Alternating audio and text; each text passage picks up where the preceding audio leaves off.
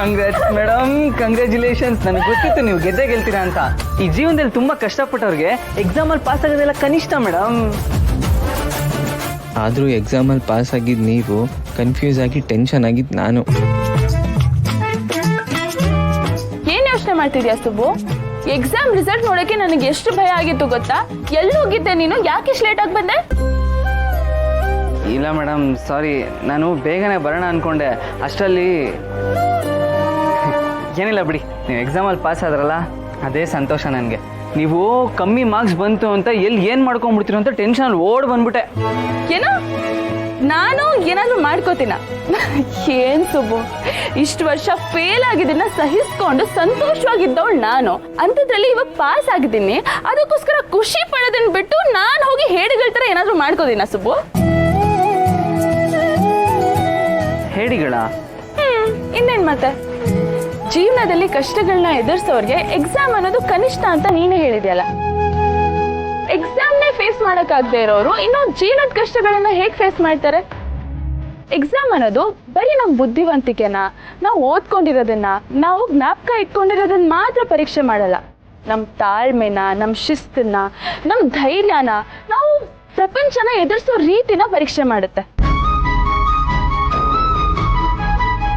ಜೀವನನ ಹೇಗೆ ಎದುರಿಸ್ಬೇಕು ಅಂತ ಚಿಕ್ಕಂದ್ರಿಂದಾನೇ ನಮಗೆ ಕಲಿಸ್ತಾ ಹೋಗುತ್ತೆ. ಫಸ್ಟ್ ರ್ಯಾಂಕ್ ಸ್ಟೂಡೆಂಟ್ಸ್ ಇರ್ತಾರಲ್ಲ, ಅವ್ರಿಗಿಂತ ಪದೇ ಪದೇ ಫೇಲ್ ಆಗೋರೆ ತುಂಬಾ ಸ್ಟ್ರಾಂಗ್ ಆಗಿರೋದು. ಯಾಕೆ ಹೇಳು? ಈ ಫಸ್ಟ್ ರ್ಯಾಂಕ್ ಸ್ಟೂಡೆಂಟ್ಸ್ಗೆ ಒಂಚೂರು ಕಡಿಮೆ ಮಾರ್ಕ್ಸ್ ಬಂದ್ಬಿಟ್ರೆ ಡಿಸ್ಟರ್ಬ್ ಆಗ್ಬಿಡ್ತಾರೆ. ಅದೇ ನಮ್ ತರ ಪದೇ ಪದೇ ಫೇಲ್ ಆಗೋರು ಜಸ್ಟ್ ಪಾಸ್ ಆದ್ರೆ ಸಾಕು, ನಂತರ ಕುಂಡು ಕುಪ್ಪಳಿಸ್ತಾರೆ. ಸಂತೋಷನ ಮಾರ್ಕ್ಸ್ ತಂದ್ಕೊಡಲ್ಲ ಸುಬ್ಬು, ನಮ್ಮ ಮನ್ಸು ತಂದ್ಕೊಡೋದು. ಕರೆಕ್ಟಾಗಿ ಹೇಳಿದ್ರಿ ಮೇಡಮ್. ಇವತ್ತು ನೀವು ಇಷ್ಟು ಮೆಚ್ಚೋರಾಗಿ ಮಾತಾಡ್ತಾ ಇದ್ದೀರ ಅಂದರೆ ಅದು ಕೂಡ ಈ ಪರೀಕ್ಷೆದ ಪ್ರತಿಫಲ. ನೀವು ಈ ಸಕ್ಸಸ್ನ ಸೆಲೆಬ್ರೇಟ್ ಮಾಡೋ ಎಲ್ಲ ಹಕ್ಕು ನಿಮಗಿದೆ. ಜಮಾಯಿಸಿ. ಕರೆಕ್ಟಾಗಿ ಹೇಳಿದೆ ಸುಬ್ಬು, ಇದನ್ನ ನಾನು ಸೆಲೆಬ್ರೇಟ್ ಮಾಡಲೇಬೇಕು.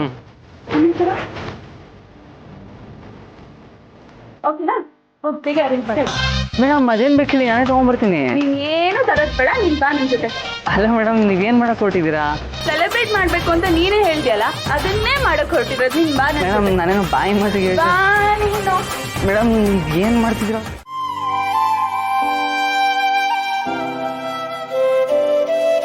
ಅಜಯ, ನಿನಗೆ ನಂದಿನಿ ಅಮ್ಮವ್ರು ಗೊತ್ತಾ? ಅವ್ರ ಬಗ್ಗೆ ಏನಾದ್ರು ತಿಳಿದಾಯ್ತಾ? ನಂದಿನಿ ಅಮ್ಮ ಅವ್ರ ಬಗ್ಗೆ ಯಾರಿಗೆ ಗೊತ್ತಿಲ್ಲ ಮಗ. ಅವರು ಈ ಊರಾಗ ರಾಣಿ ಹಂಗೆ ಮೆರೆದವರು. ಕಣಪ್ಪ, ದೊಡ್ಡಮ್ಮ ಅವ್ರಿಗಂತೂ ನಂದಿನಿ ಅಮ್ಮವ್ರು ಅಂದ್ರೆ ಓ ಪ್ರಾಣ ಕಣವ. ಆಮ್ಯಾಕೆ ಈ ವೀರೇಂದ್ರಣ್ಣ ಅವ್ರಿನ್ನೂ ಅವಾಗಿನ್ನೂ ಯಜಮಾನರಾಗಿರಲಿಲ್ಲ ಕಣಪ್ಪ. ಆ ವೀರೇಂದ್ರಣ್ಣ ಈ ದೊಡ್ಡ ಮನೆಗೆ ಬಂದ ಮ್ಯಾಕೆ ಈ ವೀರೇಂದ್ರಣ್ಣಂಗೂ ಈ ನಂದಿನಿ ಅಮ್ಮ ಅವ್ರಿಗೂ ಏನೋ ಪ್ರೀತಿ ಬಿಡ್ತಂತೆ. ಇಬ್ರು ಒಬ್ರು ಮೆಚ್ಕೊಂಡಾದ್ಮೇಲೆ ಮದುವೆನೂ ಆಗೋಯ್ತು. ಆದ್ರೆ ದೊಡ್ಡಮ್ಮ ಅವ್ರಿಗೆ ಈ ಮದುವೆ ಆಗಿದ್ದು ಇಷ್ಟ ಇಲ್ಲ. ಈ ವಿಚಾರವಾಗಿ ಮನೆಯಲ್ಲಿ ದೊಡ್ಡ ಗಲಾಟೆ ಆಯ್ತು ಅಂತ ಕಣಪ್ಪ.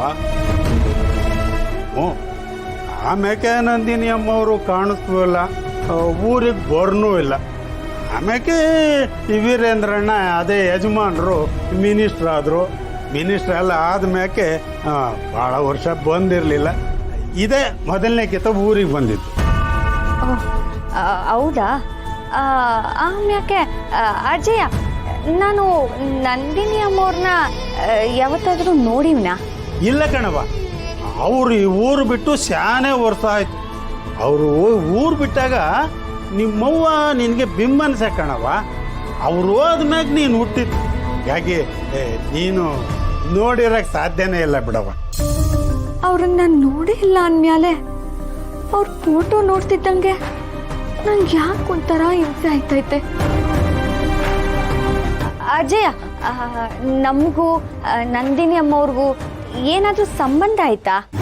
ಸಂಬಂಧನೇ ಎಲ್ಲರ ಉಂಟೇನವ, ಅದೇಂಗವ ಸಂಬಂಧ ಆಯ್ತದೆ. ಅವ್ರ ಆಕಾಶ, ನಾವು ಪಾತಾಳ, ಹಿಂಗಿರುವಾಗ ಹೆಂಗವ ಸಂಬಂಧ ಆಯ್ತದೆ ನೋಡು. ಏಟೇ ಆಗಲಿ ನಾವು ದುಡಿಯೋರು, ಅವರು ದಣಿಗಳು.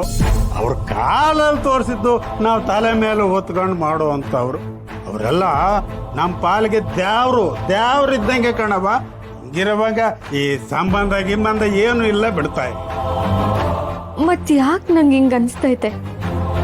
ಫೋಟೋ ನೋಡ್ಮ್ಯಾಕೆ ನಾ ಮೊದ್ಲೇ ಎಲ್ಲೋ ನೋಡಿದೀನಿ ಅಂತ ಅನ್ಸ್ತೈತೆ. ಆ ಮನೆ ಒಳಗೆಲ್ಲ ನಾನು ಆಗ್ಲೇ ಓಡಾಡಿದ್ದೀನೇನೋ ಅಂತ ಅನ್ಸ್ತೈತೆ. ನನ್ಗೆ ಏನಾಗ್ತೈತೆ?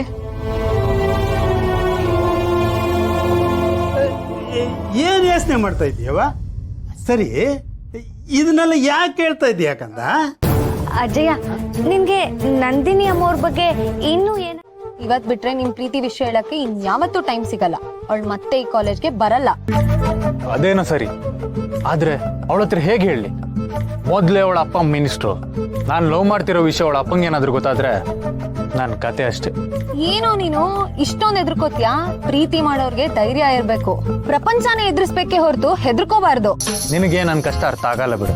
ಹೀಗಾದ್ರೆ ಅವಳು ನಿಂಗೆ ಸಿಗಲ್ಲ ಬಿಡು. ನನಗಂತೂ ಅವಳ ಹತ್ರ ಮಾತಾಡೋದಕ್ ಭಯ. ಈಗ ನಾನು ಏನ್ ಮಾಡುವಂತೀಯ? ಹೋಗ್ಲಿ, ನಾನೇ ಅವಳ ಹತ್ರ ನಿಮ್ ಪ್ರೀತಿ ಬಗ್ಗೆ ಮಾತಾಡ್ಲಾ? ವಾವ್, ಒಳ್ಳೆ ಐಡಿಯಾ. ನೀನೇನಾದ್ರೂ ಅವಳ ಹತ್ರ ಅವ್ರು ಹೇಳಿ ಅವಳೆಲ್ಲಾದ್ರೂ ಓಕೆ ಅಂತ ಹೇಳಿದ್ರೆ ನಾನು ತುಂಬಾ ಹ್ಯಾಪಿ. ನಿನಗೆ ದೊಡ್ಡ ಪಾರ್ಟಿನೇ ಕೊಡ್ತೀನಿ. ಅವಳೆಲ್ಲಾದ್ರೂ ಬೇಡ ಅಂತ ಹೇಳಿದ್ರೆ ನನಗೂ ಈ ವಿಷಯಕ್ಕೂ ಸಂಬಂಧನೇ ಇಲ್ಲ ಅಂತ ಜಾರ್ಕೊ ಬಿಡ್ತೀನಿ. ಹೆಂಗೆ ಐಡಿಯಾ? ಥೂ ನಿನ್ನ, ನಿಮ್ಮಂತವ್ರಿಗೆಲ್ಲ ಪ್ರೀತಿ ಯಾಕ್ರೋ? ಸರಿ ಬಿಡು, ನಾನೇ ನಿನ್ ಪರವಾಗಿ ಹೋಗ ಅವಳ ಹತ್ರ ಮಾತಾಡ್ತೀನಿ. ಇಷ್ಟನೋ ಕಷ್ಟನೋ ಎಲ್ಲ ಅವಳಿಗೆ ಬಿಟ್ಟಿದ್ದು. ಸರಿ ಸರಿ, ಯಾವಾಗ ಮಾತಾಡ್ತೀಯ? ಯಾವಾಗ್ಲೂ ಏನೋ ಇವತ್ತೇ ಮಾತಾಡ್ತೀನಿ. ಇವತ್ ಬಿಟ್ರೆ ಅವಳಿಗೆ ಯಾವತ್ತೂ ನನ್ ಮಾತಿಗೆ